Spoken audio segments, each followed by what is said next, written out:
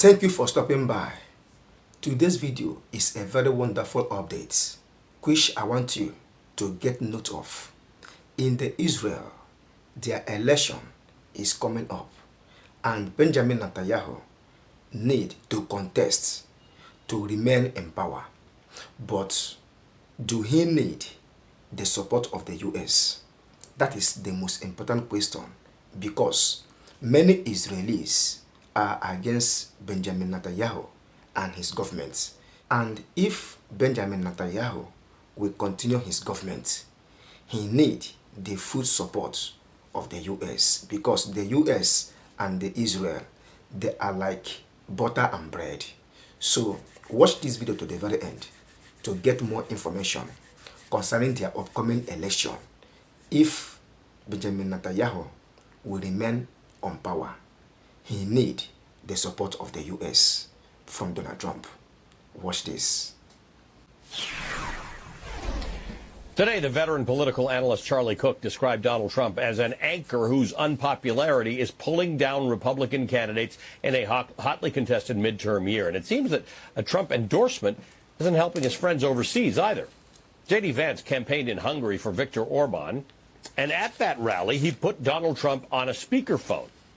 Still, voters there overwhelmingly chose to give Orban, the country's longest-serving prime minister — Orban was prime minister for 20 of the last 28 years, between 1998 and now — the boot. Wasn't even close, by the way. On the night of Orban's defeat, a member of Israel's Liberal Democratic Party posted a photo of the victory celebrations in Budapest with the caption, "Israel, soon." Israeli Prime Minister Benjamin Netanyahu is facing elections in his country. They're going to be 8 days before the midterm elections in America. And the close ties between Donald Trump and Benjamin Netanyahu are no secret. Netanyahu's been to the White House 6 times since Donald Trump returned to office. A stunning report from the New York Times this month detailed how Netanyahu had pitched Trump in the Situation Room on February 11th on launching a war with Iran. Quote, "Sounds good to me," Mr. Trump told the prime minister. To Mr. Netanyahu, this signaled a likely green light for a joint U.S.-Israeli operation, end quote.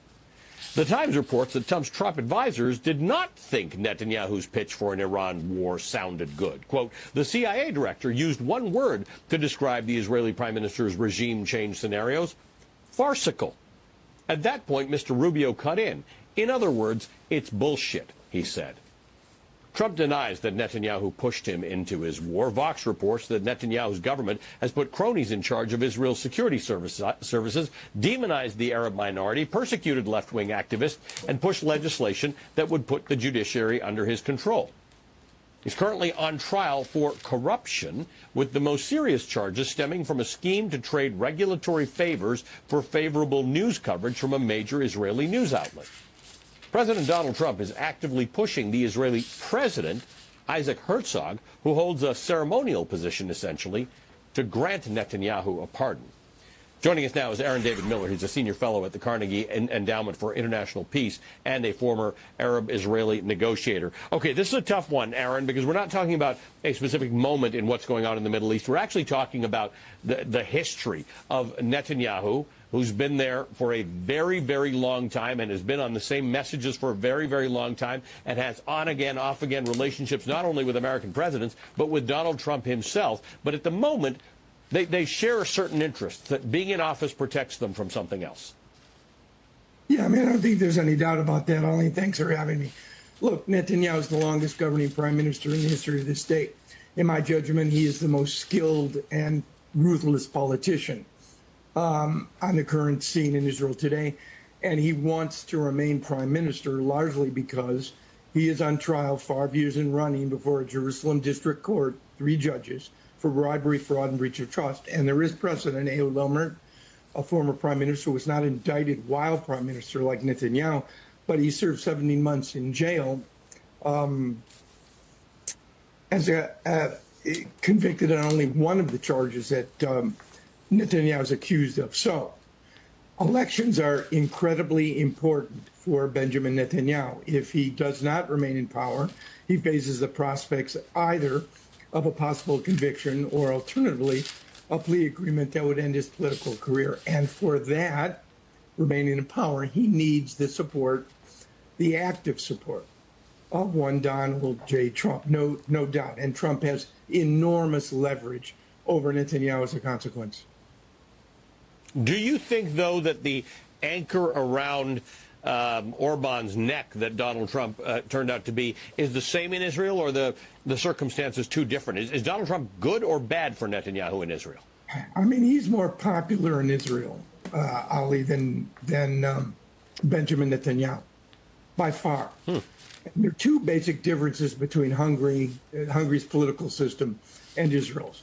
Israel's coalition politics are much different, number one, and Hungary does not have the war/security dynamic that exists in Israel. The fact is, Netanyahu has gained very little as a consequence of having one of his life's missions fulfilled, which is engaging in getting the United States in a major war to unseat the Islamic Republic. But at the same time, the polls indicate that the Israelis are not happy with the ceasefire, either in Lebanon or in Iran. And that suggests to me that, in fact, Netanyahu has identified an issue, that is to say, Iran, getting rid of the regime, that actually unites the Israeli public. It's just too hard to predict right now, given the volatility of Israeli politics, whether or not Netanyahu, when elections occur, government goes to term in October, but the elections may be advanced, whether or not Netanyahu will be able to form a government.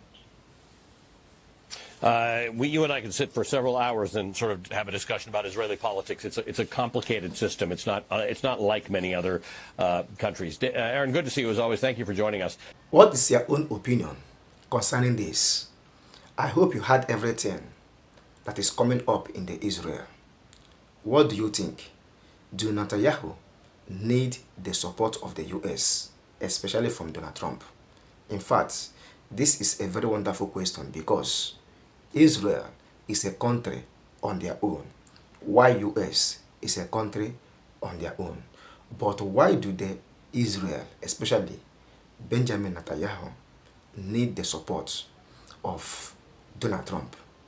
Whatever you think, drop it in the comment section so that others will learn. Thank you for watching, and thank you for stopping by.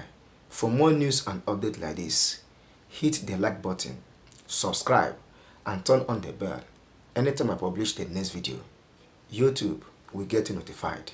And bye for now.